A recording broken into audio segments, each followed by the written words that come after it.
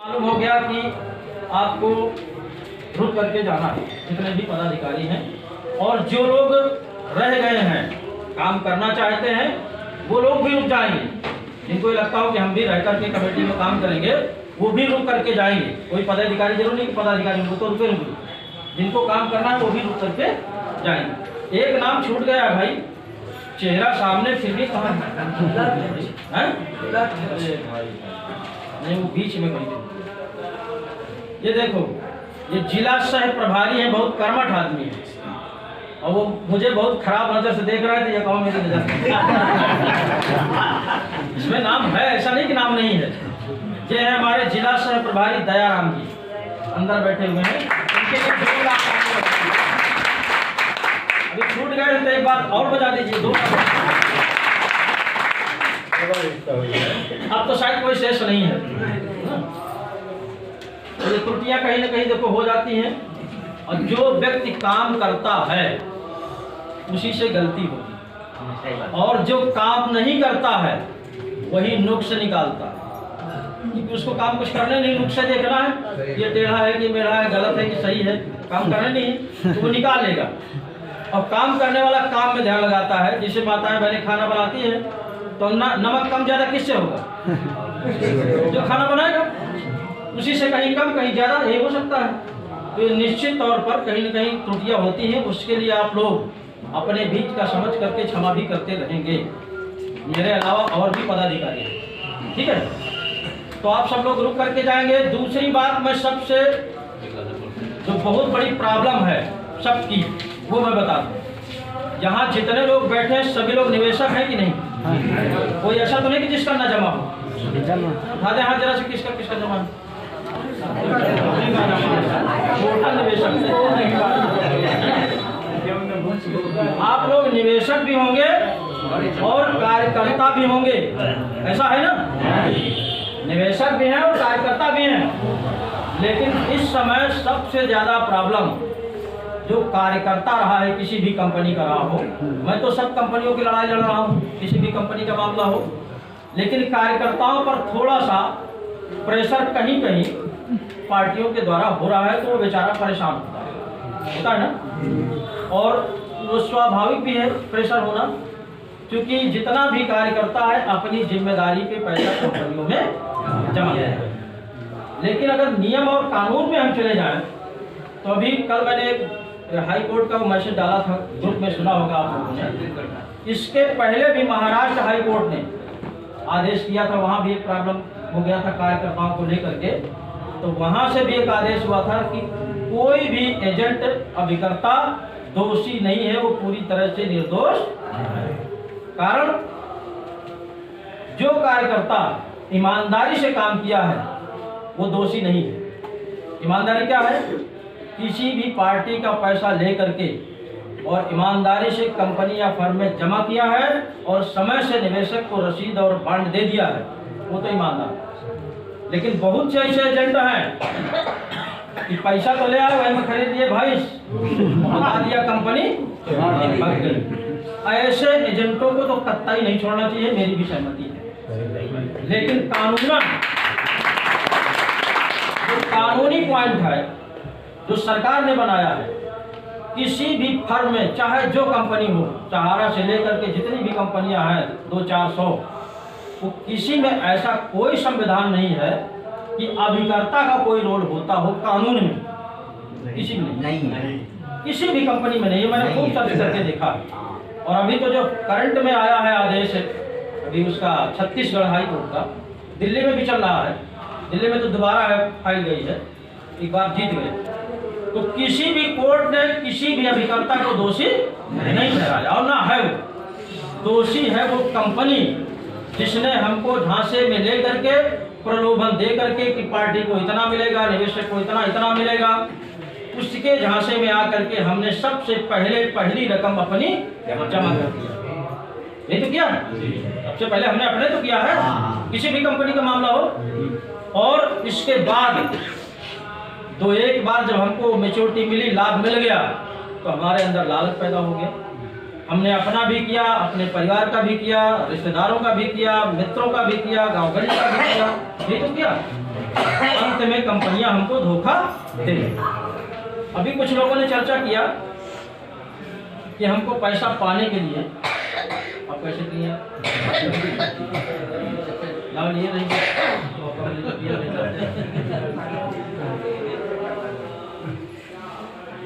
कुछ लोगों ने भी चर्चा किया था कि न हो तो कोई संगठन का साथ ले लिया जाए।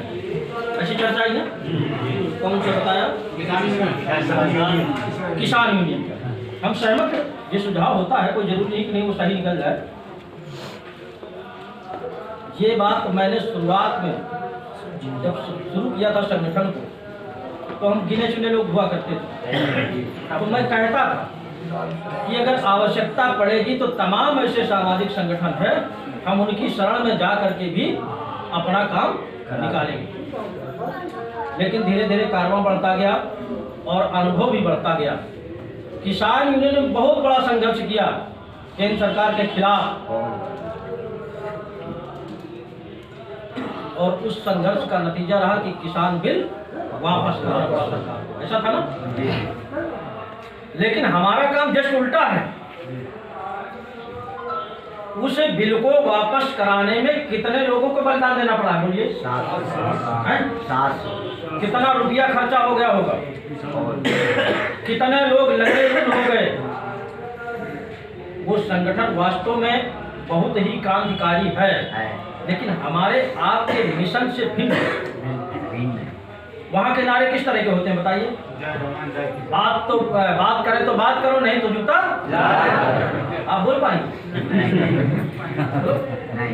ऐसे आक्रामक नारों का मुझे लगता है कि हमारा फायदा नहीं नुकसान हो जाएगा। और उसके लिए हमारे किसान मजदूरों का पैसा जमा है, हम उन नेताजी को लाएंगे भी तो भीड़ किसकी होगी? तो हमारी ही आपकी होगी। जो नारा बोलने को मजबूर होंगे वो हम ही आपको तो बोलना पड़ेगा कि कोई दूसरा आएगा।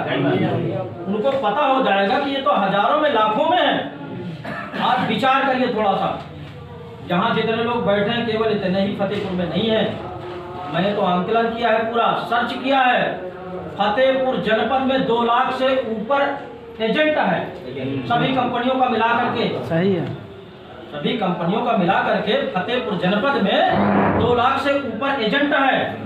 अब आप विचार करिए, जब 2 लाख एजेंट फतेहपुर में होगा तो निवेशक का नाम होगा। इससे भी बड़ा किसी के पास संगठन है क्या? कौन एक ऐसा बंदा है जो कह दे हमको अपना पैसा नहीं चाहिए? कोई कहेगा क्या? जहाँ आता हो या ना आता हो, भले घर में शांत बैठ गया हो, मन में विचार कर लिया हो कि अब ये पैसा मिलने वाला नहीं है, लेकिन कहीं से उसको मैसेज मिल जाए या नहीं पैसा मिलेगा, तो मुझे लगता है ऐसा मैसेज अगर उसको सोते में मिल जाए तो रात भर जगते रहेगा, सोएगा नहीं, विचार करता रहेगा कि मुझे भी जाना चाहिए। या यहाँ देर में आया तो विचार करेगा कि यार मुझे और पहले आना चाहिए। तो इससे बड़ा भाई साहब संगठन पूरे भारतवर्ष में किसी के पास नहीं है। इतनी बड़ी समस्या नहीं किसी की है, इससे बड़ी कोई समस्या नहीं। बस इसके पहले आप लोगों ने जो कहा, ये इतिहास कहता है कि आज तक जितनी कंपनियां गई हैं मार्केट से, किसी का पैसा वापस नहीं मिला। सत्य है ना? लेकिन ये भी सत्य है 50 साल में इतना बड़ा संघर्ष भी किसी नेता ने या किसी लोगों ने नहीं किया। मीटिंग, सीटिंग, बैठक, अधिकारियों के सामने पेश होना, सरकार को एप्लीकेशन देना, क्या ऐसा कभी हुआ? नहीं हुआ ना? दूसरी बात, हमारे पास उन कंपनियों से लड़ने का कोई मंत्र नहीं था, कोई असलाह नहीं था, कोई आधार नहीं था कि हम उनसे लड़ सकें। आज हमारे आपके सामने भारत सरकार ने ही एक ऐसा मिसाइल बना करके दे दिया है। मैं तो ये बात को दिल्ली में बोला था, जो लोग रहे होंगे सुना होगा कि एक तरह से उन ठगों के लिए ये मिसाइल है, बन गया है। इसीलिए वो हमारे विरोध में रहते हैं कि ये बर्ड्स एक्ट न लागू होने पाए, इसकी अनुपालना न होने पाए, ये प्रभावी ढंग से चालू न होने पाए। इसी फिराक में वो ठग लोग रहते हैं।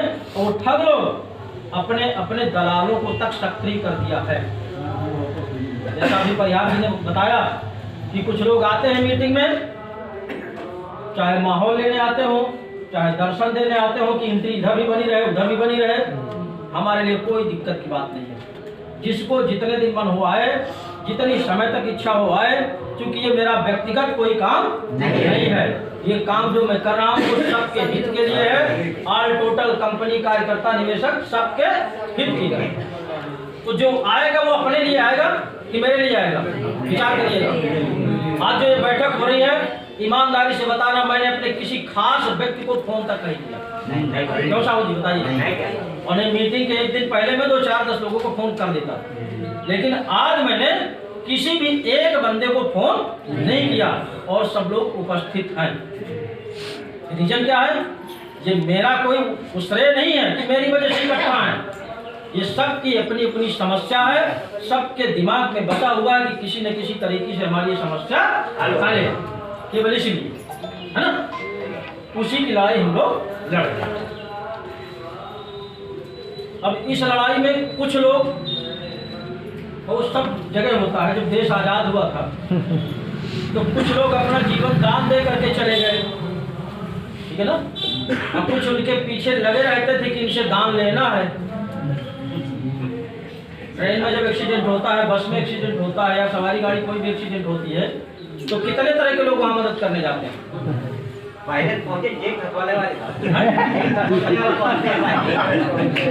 हाँ कि यह के पास क्या है, एक्सीडेंट हुआ, बोलने वाले पहले पहुंचे, मदद करने वालों की भी क्वालिटी अलग अलग होती है। मदद करने वालों की भी क्वालिटी अलग अलग होती है।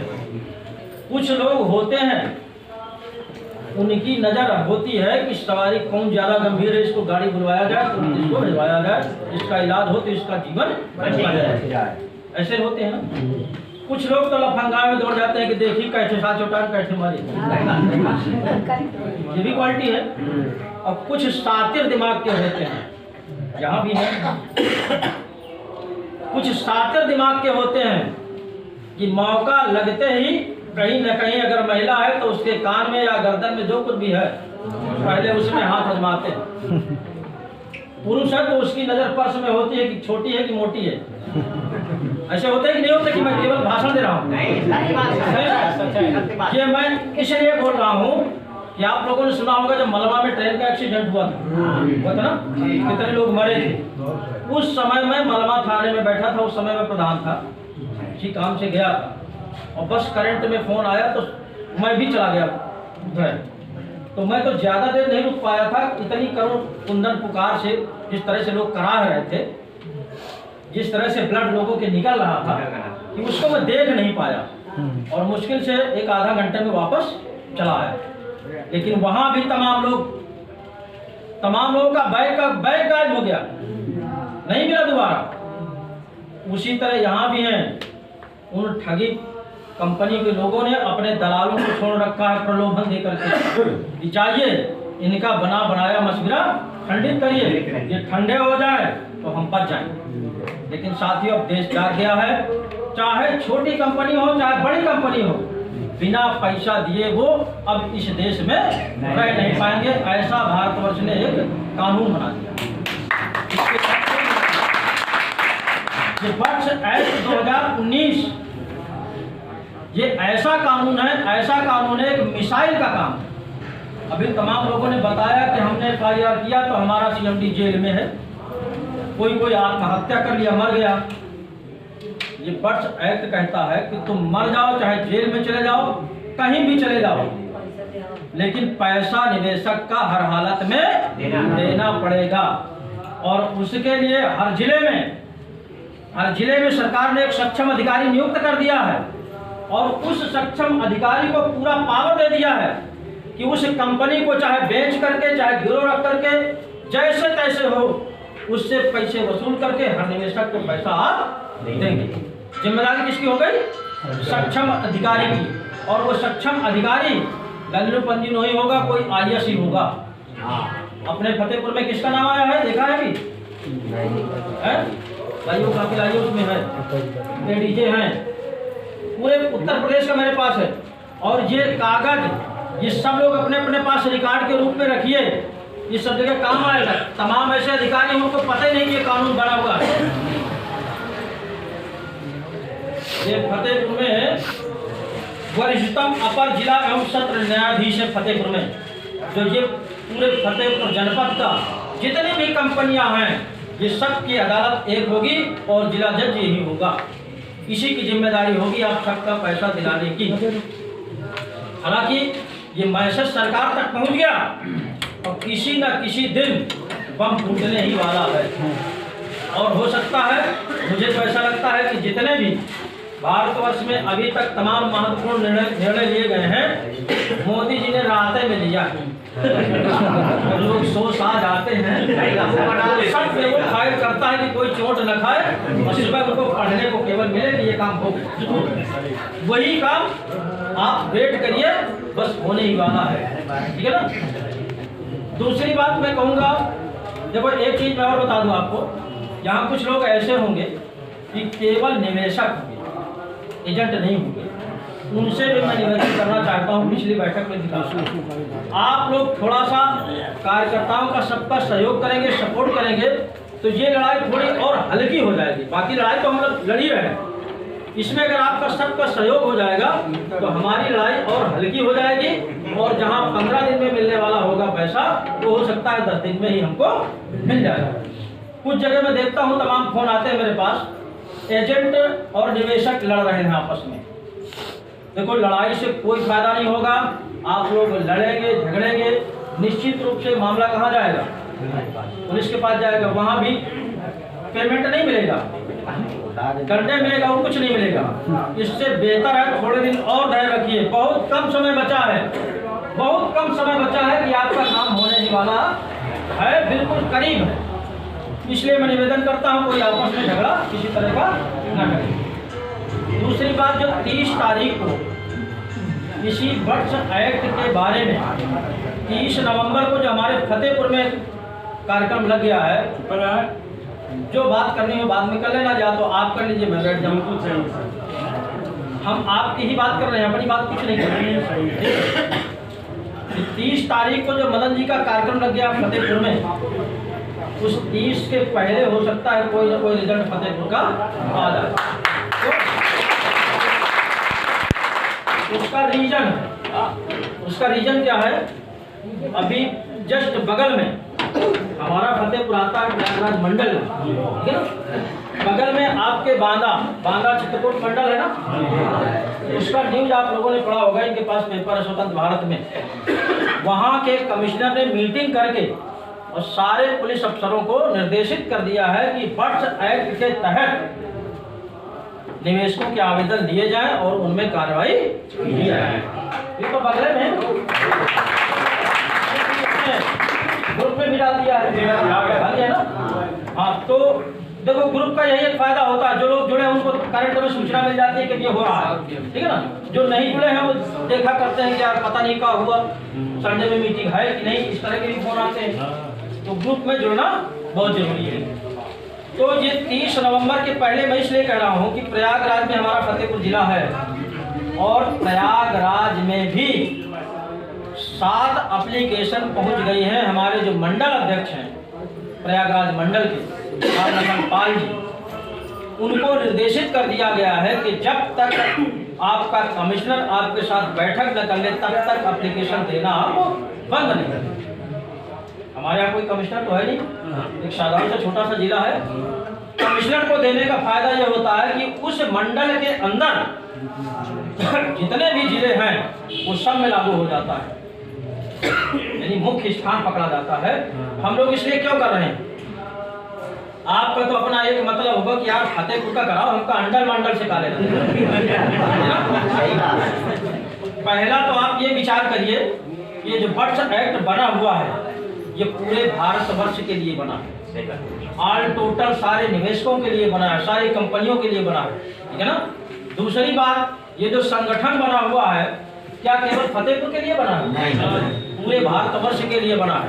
उसी तरह हमको प्रदेश अध्यक्ष बनाया गया है, तो क्या मैं फतेहपुर ही देखता हूँ? नहीं, इसलिए हमको सिस्टम से चलना है कि अगर हम मंडल मंडल पकड़ेंगे तो सारे जिले कवर हो जाएंगे।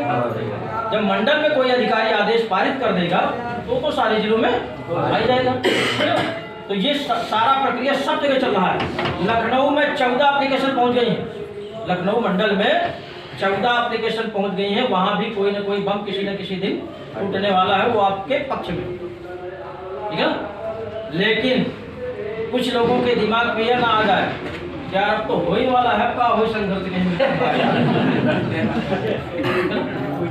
ये भी हो जाता है ना। तमाम चगड़ लोग होते हैं, चालाक लोग, है कि जंग हो तो सबका हम वहीं का ना हो।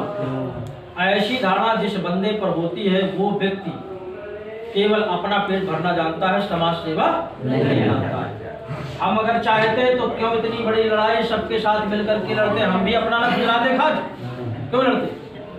तो ये सोच होनी चाहिए कि अगर हमारा दर्द जैसा है तो अगले का भी है। सब लोग सामूहिक ढंग से इस लड़ाई को लड़े तो सरल हो जाएगा, सस्ता हो जाएगा। 30 नवंबर का जो कार्यक्रम कई लोगों ने अपने अपने मुखारबिंदों से बताया है कि हमको इस तरह का कार्यक्रम करना नहीं है, कराना है। अभी 30 दूर है, 30 तारीख दूर है, उसी दिन करना है, लेकिन अभी कराना है। पहले कराने वाला शब्द का इस्तेमाल करो। कैसे कराना है, तब 30 को करना है। 30 तारीख को क्या क्या करना है इस पर विचार करो। जब संख्या ज्यादा होगी तो हमें क्या करना पड़ेगा। जब राष्ट्रीय संयोजक हमारे आ रहे हैं, दिल्ली से आ रहे हैं, और पूरे भारतवर्ष का भ्रमण करके जो बंदा सब कुछ कानून के बारे में जानता हो, संविधान के बारे में जानता हो, सुप्रीम कोर्ट में वकालत कर चुका हो, वो व्यक्ति कोई लल्लू पंजू होगा, अनुभवी होगा ना। उसको आप ये ना देखिए कि अंगूठा कुर्ता लेके चल देता है, बीड़ी पीता है। ये सब आप लोगों की भूल होगी। जब पहली बार मैंने यहाँ बुलाया था और यहाँ घर लाया था तो तमाम लोग देख रहे थे कि वो राष्ट्रीय अध्यक्ष कौन था, क्योंकि वो साधारण थे, पैंट शर्ट पहने थे, गमछा डाले हुए थे, ठीक है ना। तो किसी की पहचान रंग रूप से नहीं होती, किसी की पहचान उसके पहनावे से नहीं होती, उसकी पहचान उसके गुणों से होती है, उसके व्यक्तित्व से होती है, उसके अनुभव से होती है। मानते इस बात को कि नहीं आप? इसलिए उस बंदे को तो मैं डेली जब मेरी सुबह नींद खुलती है तो जरूर उसको एक बार नमन करता हूँ। ऐसे फरिश्ते को नमन करना भी चाहिए। हमारे देश में कोई एक बंदा हुआ हमारी पीड़ा को होने वाला हो, अगर कोई तैयार भी हुआ है वो ठगों का दलाल हुआ है। ठगों का दलाल, लिए रसीद कट्टा, बस रसीद काट रहे हैं। सुप्रीम कोर्ट में एक फाइल जानी है, हाई कोर्ट में एक फाइल जानी है, कहाँ कहाँ जानी है भगवान जाने। हमको